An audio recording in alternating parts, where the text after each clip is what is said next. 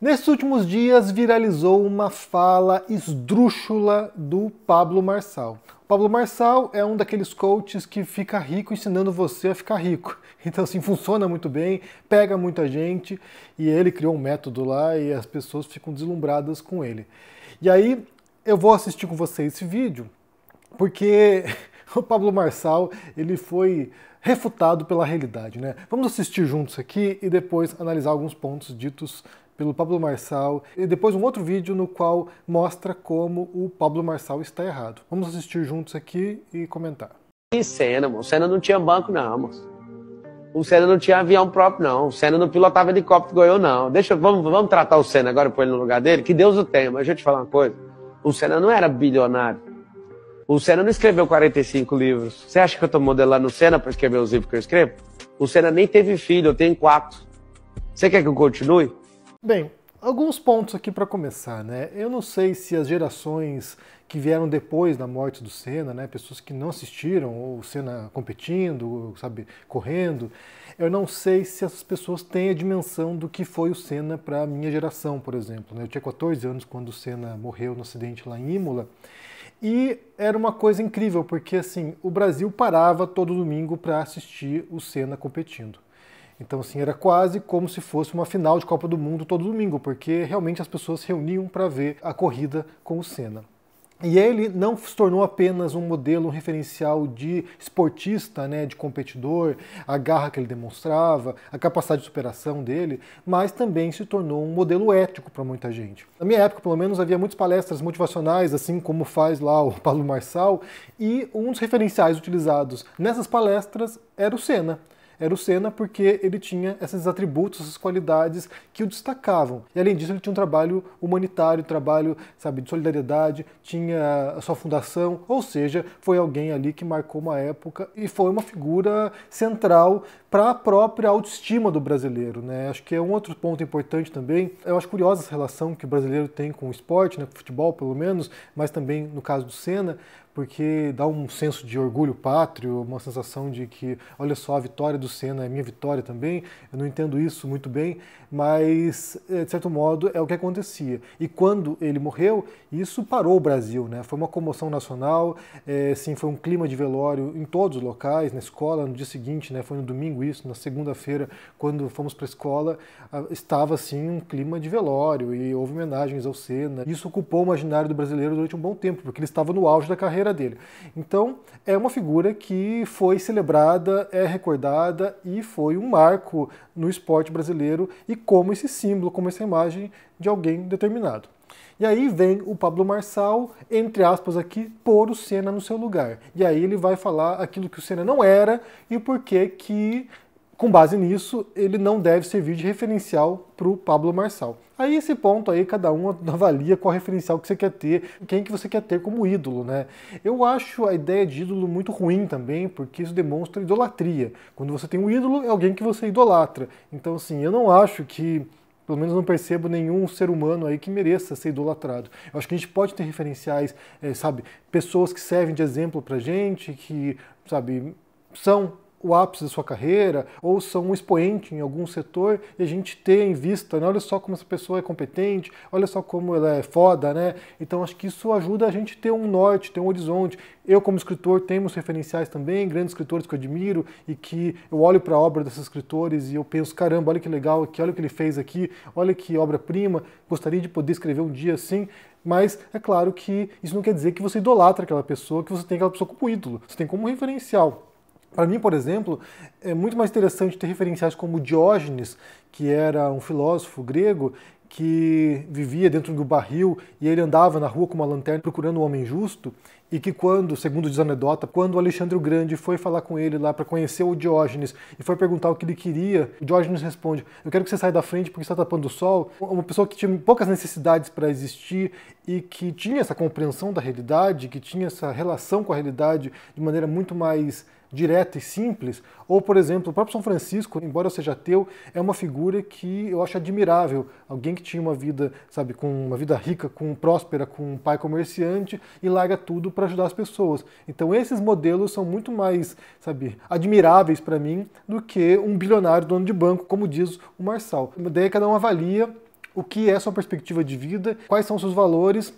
Embora me surpreenda também que você tenha gente com discurso religioso, cristão, né, evangélicos, que venham com esse discurso de prosperidade, quando o referencial também, né, nesse caso o ídolo, porque de fato as pessoas supostamente idolatram Jesus, quando o ídolo delas é Jesus, que era uma pessoa que trabalhava com os pobres, que não tinha um tostão furado no bolso, onde saiba, que vivia de caridade, que ajudava as pessoas, que pregava a abnegação, que pregava o sacrifício, que pregava a renúncia material, tendo em vista a vida após a morte, o reino dos céus. Então, assim, me parece surpreendente que você tenha pessoas que tentam fundir esse discurso religioso envolvendo Jesus com a ideia de prosperidade, de ficar rico, de admirar donos de banco. Não me parece que case muito bem essas duas ideias. Mas tendo dito isso, vamos assistir aqui um outro vídeo no qual o Rodolfo Santos, que é um piloto de automobilismo, prova que o Pablo Marçal está errado, está fatualmente errado sobre o Senna aqui. Vamos assistir juntos, porque aqui você tem um caso também raro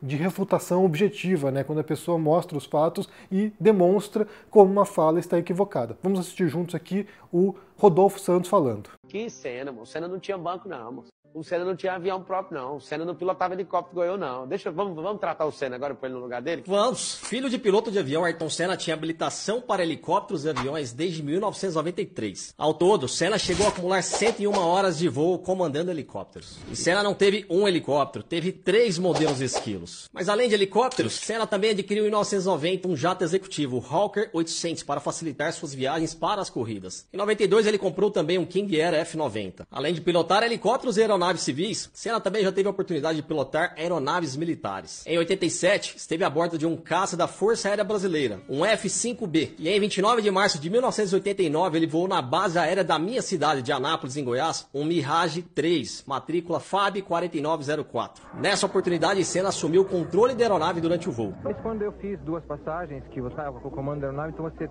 mentalmente está mais ligado à coisa? Então... Esse Mirage 3 está exposto no Museu Aeroespacial do Rio de Janeiro e a fuselagem do supersônico está marcada com o nome de Ayrton Senna. O Senna não era bilionário. Você quer que eu continue? O Senna não é piloto de helicóptero. E aí? Ele não serve para ser meu ídolo. Segundo o jornalista, autor do livro The Life of Senna, Ayrton tinha um patrimônio de mais de 400 milhões de dólares quando morreu, em 94. Corrigido pela inflação, o montante giraria em torno de mais de 4 bilhões de reais. Em 93, Senna chegou a ganhar de salário da McLaren $1 milhão por corrida. Um valor impensável na época. Ainda quer falar de Ayrton Senna?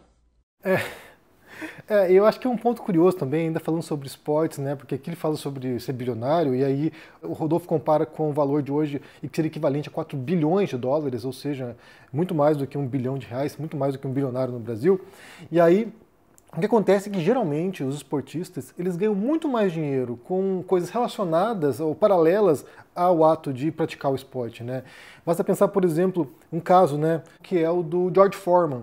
George Foreman, que era um boxeador muito famoso também, campeão, e ele ficou muito mais rico com o George Foreman Grill, com o produto que ele tinha, né, com a grelha que ele tem elétrica lá, do que com o boxe. E aí muitos esportistas ganham com a publicidade. Então são contratados pela Nike, pela Adidas, e eles fazem muito mais dinheiro com propaganda, sendo garotos propaganda de marcas famosas, do que praticando esporte. E aí, só pensando também em relação a ser bilionário ou não ser, é claro que a gente pode imaginar que esportistas dificilmente serão tão ricos assim quanto donos ou CEOs de certas corporações. Se for pensar, por exemplo, no Jeff Bezos, né, que é o dono da Amazon. Esse cara aí possivelmente faz no mês muito mais do que o Neymar fará em toda a sua vida, né? Teve uma situação em um dia que ele ganhou mais de $1 bilhão. Então, assim, a gente tem que pensar que, claro, tem que pesar aqui e pôr em proporção o que cada um faz, qual é a sua atividade. Não tenho ideia de qual é o patrimônio do Marçal, parece que é R$100 milhões. De qualquer maneira, os critérios que ele adota para idolatrar alguém me parecem muito superficiais, e como eu falei, né, assim, se o cara idolatra Jesus, ele é o oposto desses valores que ele está pregando, né? Ele é o oposto desse tipo de ideal materialista que ele apregoa. E sem contar também que ter filhos é, gente, como se fosse algum mérito ter filhos, né? Como se fosse algum ato muito difícil de fazer, né? Ter filho. E escrever livro, né? Escrever livro é outra coisa que é superestimada. Tem muita gente boa que escreve livros, mas também tem muita gente ruim que escreve livros, né? Tem gente que publica, sabe, dezenas de livros na vida, e isso também não é nenhum mérito. Você escrever um livro do começo ao fim, só basta que você sente e escreva, basta que você ponha a bunda na cadeira e pegue lá 3 semanas, um mês, e você produz um livro se você quiser. Isso não é parâmetro de qualidade, isso não quer dizer nada. Ter um livro publicado, ter um livro escrito não significa coisa nenhuma. ter um livro bom publicado, ter um livro ganhador de prêmio, ter um livro, sabe, que seja respeitado por críticos, aí são outros 500. Mas escrever e publicar livros não quer dizer nada. E sem contar também, no final das contas, que essa fala dele, né, de ter certos requisitos materiais, por exemplo, ter helicóptero, ser bilionário, logo poderá ser meu ídolo.